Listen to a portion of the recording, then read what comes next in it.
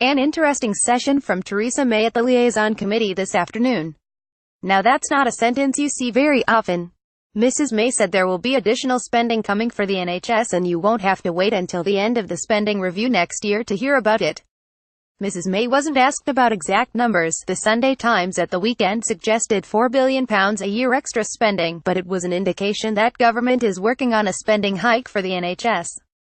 The plan is to give the NHS just enough to keep Simon Stevens happy, one former Treasury figure said. Mr. Stevens, the NHS chief, duly welcomed the Prime Minister's hint as significant and welcome.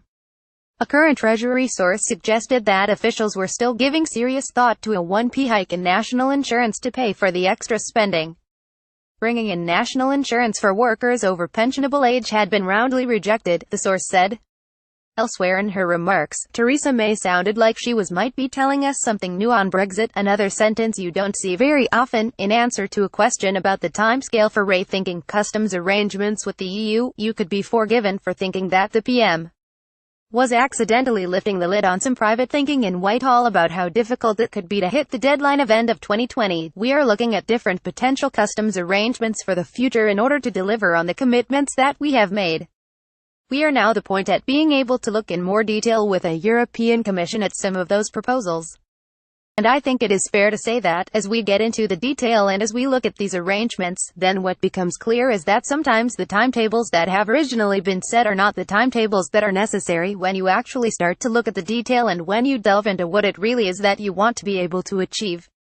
No. 10 suggests there's nothing significant to be read into these remarks.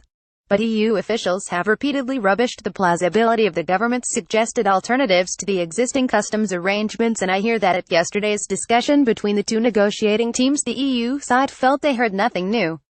For its part, the government desperately wants to avoid the backstop that the Irish government made sure was in the transition agreement signed off at the European Council last week. Delaying the departure from the customs union would traumatize those Brexiteers who see trade agreements as one of the great bonuses of Brexit. But could they find this is the price to be paid for securing Brexit and keeping alive the hope of leaving the customs union one day, albeit much further off than they would have wanted?